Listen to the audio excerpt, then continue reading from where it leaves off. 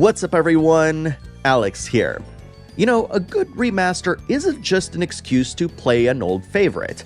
It's a method of preservation, a way of introducing a new generation to a classic game that's worth remembering.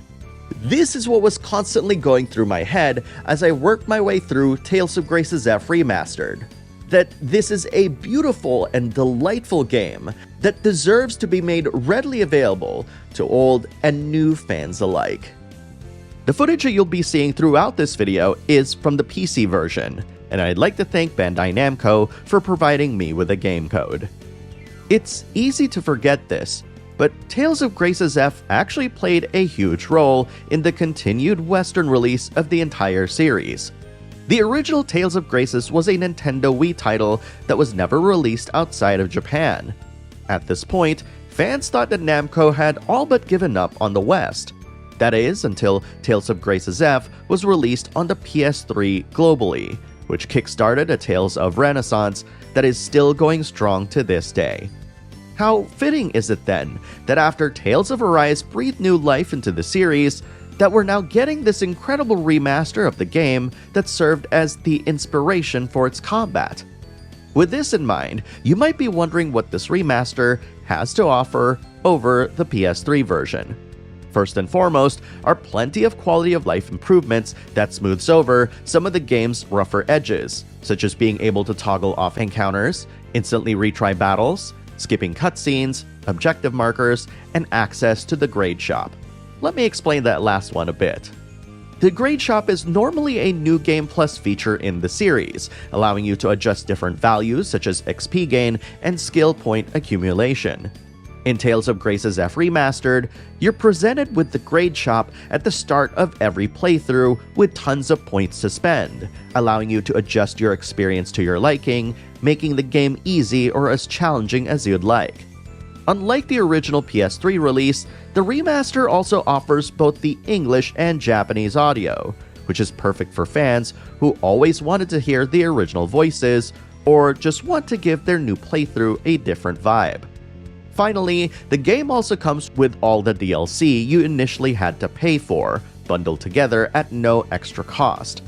These include new costumes, extra consumables, and even fully voiced skits that were never translated for the original release. They even brought back most of the original actors to reprise their roles just for these.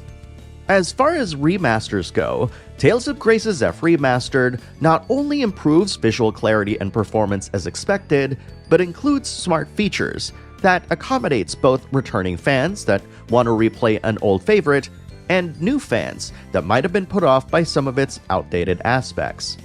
Speaking of new fans, I think Tales of Grace's F Remastered is one of the best places to start in the series.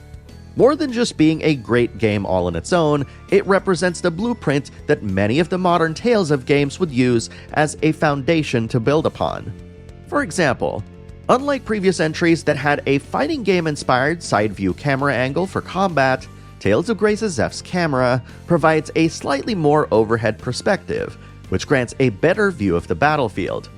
But more importantly, it helps conform to the new combat system, known as the Style Shift Linear Motion Battle System. This mouthful moniker comes from the way you're able to dodge and sidestep enemies, giving the game a sense of snappiness and speed that, honestly, still hasn't been surpassed. This is the first game in the series that blocking and dodging were given such a huge focus, and the result is a far deeper combat system for those that want to dig into it. But even on a surface level, this focus provides a more visceral feeling in battle. This goes hand in hand with the game's combo system, where your attacks are put under two categories: assault arts and burst arts. To simplify, you can think of assault arts as fast but weak attacks, while burst arts are slower but stronger. Learning when to use one type of attack over the other becomes a big part of how you engage with enemies, especially when you start learning how to seamlessly switch between them. What makes combat so good, however, is that whether you're the type of person that likes to get really technical or just want to approach things more simplistically, the game allows you to approach it however you want, while never feeling like it devolves into mindless button mashing. Part of how the game achieves this is through the chain capacity system.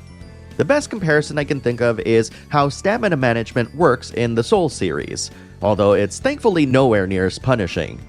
To keep the player from just button mashing willy-nilly, you'll have to keep an eye on the number counter next to your health, representing all of the consecutive actions you can perform, because once it reaches 0, you won't be able to attack at all.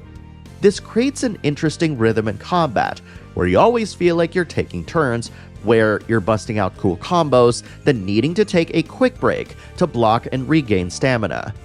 This creates a nice sense of push and pull that keeps combat both consistently engaging and manageable, especially for turn-based newcomers. It's also magical just how the game achieves this tightrope of technical depth and complexity, yet also the feeling of being able to just jump in and play without being too overwhelming. I feel like I can keep going on and on about how incredible the combat is, but I think you get the picture. Despite being over a decade old at this point, Tales of Graces F's battle system more than holds up, as it's just as fun now as it was when it came out. Combat aside, you're probably wondering how the story and characters stack up. After all, what would be the point if we didn't have solid rating to go along with the fun combat? Part of the reason why I strongly feel that Tales of Graces F Remastered is a great starting point is also due to how easy it is to get into the story. The Tales of series often does a fantastic job of balancing the darker elements with comedy and fun banter. But this game in particular does something that feels unique to it, and that's being incredibly cozy. I know, a lot of people throw around that word these days.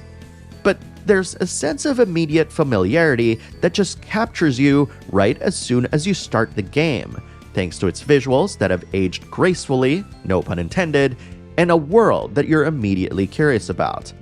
Don't get it twisted, that sense of darkness is still present in the story, and there are emotional gut punches waiting to hit you right in the feels.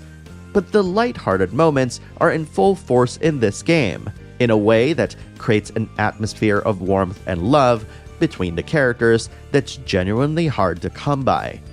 To put it in another way, other JRPGs, even the truly great ones, can create a cast that feels like a good group of friends. But the difference in Tales of Graces F, however, is that when these individuals come together, they truly feel like a family. It's this sense of togetherness makes this such an inviting game, as you'll truly feel like you're a part of their tight-knit group.